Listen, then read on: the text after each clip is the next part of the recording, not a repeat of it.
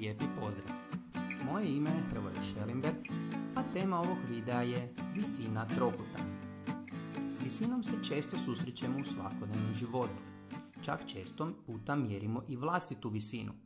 Kad to radimo, onda moramo stati uspravno na podlogu, dakle okomiti smo na podlogu, naslonimo se na neki zid, na primjer, tako da zaista budemo uspravni, te se mjeri koja je udaljenost skroz dolje, dakle od naših nogu, to jest od podloge, pa do vrha naše glave. Slično je i s visinom trokuta. Idemo najprije vidjeti kako to izgleda u šiljastokutnom trokutu. Imamo zadan jedan ovakav trokut i trebamo nacrtati njegovu visinu. Mi dakle moramo spojiti najvišu točku ovog trokuta, koja je u ovom slučaju točka C, dakle vrh C, i ovu donju stranicu. Dakle, ona zapravo, ovaj trokut, ako ga ovako nacrtamo, možemo reći da je dolje, dakle leži na stranici C, odnosno stranici AB. E sad, kako ćemo spojiti ovaj vrh sa donjom stranicom? To ćemo naravno raditi s trokutom i ravnalom, jer je potrebno nacrtati okomicu. Prisjetimo se, kad mjerimo i vlastitu visinu, moramo stajati okomito na podlogu. Stavimo trokut, podmetnemo ravnalo, trokut okrenemo i dobili smo visinu. Dakle, ova crvena dužina je visina ovog trokuta. Ona je okomita na ovu donju stranicu, a s obzirom da spaja vrh C dolje sa stranicom C, nazivamo ju V od C, visina stranice C. Točka ova dolje se naziva nožište. Dakle, ima dosta sličnosti i sa svakodnevnim životom. Međutim, trokut ne mora uvijek biti nacrtan ovako. Ovaj isti trokut mi možemo okrenuti i na ovaj način. Sada vidimo da on nekako izgleda više. Znači, ova gornja točka A je sada najviša točka ovog trokuta, a donja stranica, dakle, mogli bismo reći stranica na kojoj ovaj trokut stoji, da tako kažemo, je stranica BC, odnosno stranica A. U ovom slučaju visina izgleda ovako. Dakle, ona je okomita na donju stranicu A, a s obzirom da spaja vrh A sa stranicom A, nazivamo ju V od A, visina na stranicu A. Ova točka dolje je naravno nožište.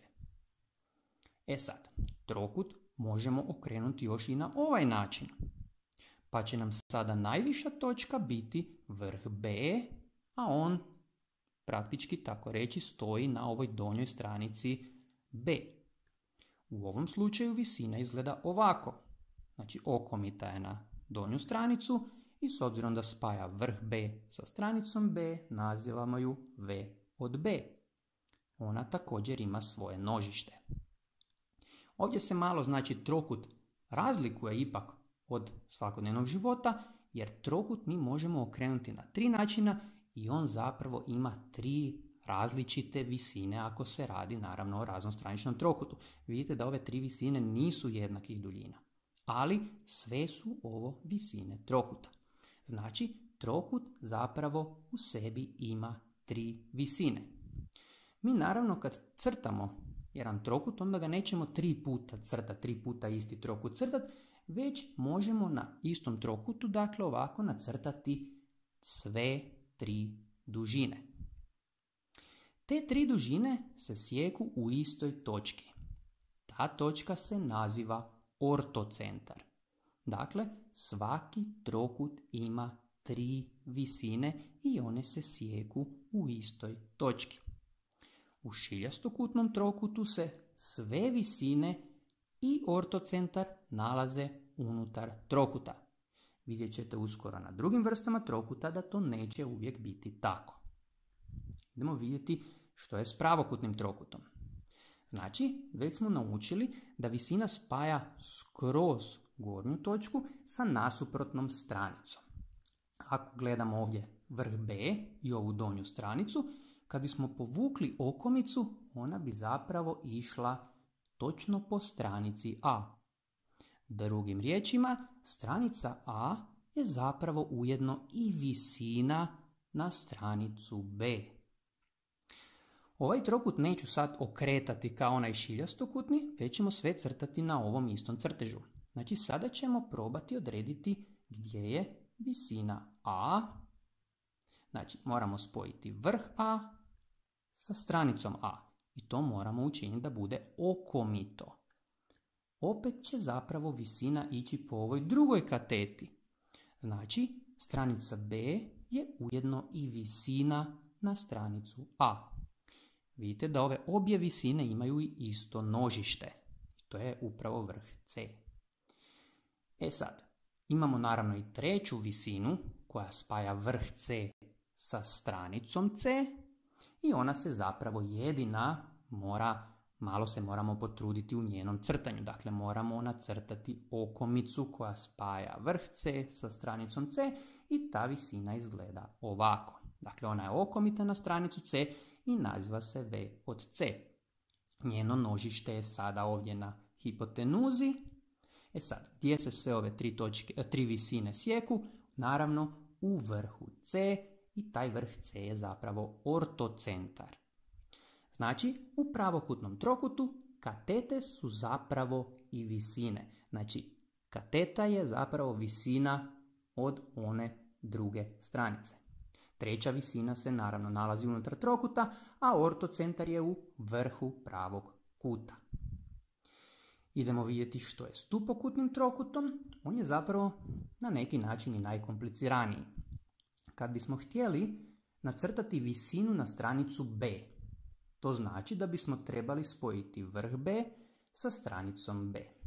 Sad, kad bismo pogledali kako su postavljeni na crtežu ovaj vrh i stranica, mi zapravo ne možemo baš doći okomito iz vrha B na stranicu B. Morali bi ići malo na koso. A visina obavezno mora biti okomita. Dakle, to je najkraća udaljenost između vrha i nasuprotne stranice. U tom slučaju mi crtamo pravac kojem, znači, naša stranica B pripada ovom pravcu. Dakle, kroz tu stranicu potegnemo pravac. I sad zapravo možemo nacrtati okomicu koja ide iz vrha B na taj pravac. Znači, ovo je visina na stranicu B. Nožište je naravno ovdje izvan trokuta. Idemo sada vidjeti gdje je visina na stranicu A. Isti je slučaj kao i malo prije, znači mi ne možemo zapravo nikako okomito doći baš do stranice A, pa moramo potegnuti pravac koji će proći kroz tu stranicu. Dakle, stranica pripada ovom pravcu.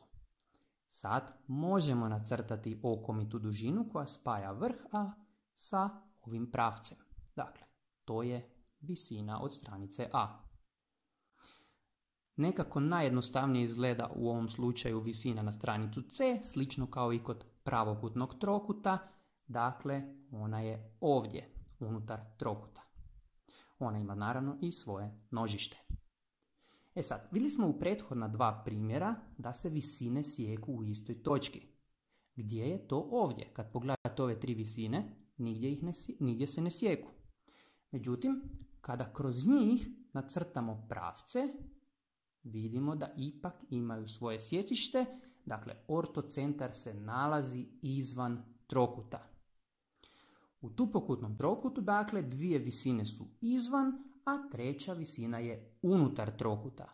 Ortocentar je naravno izvan trokuta.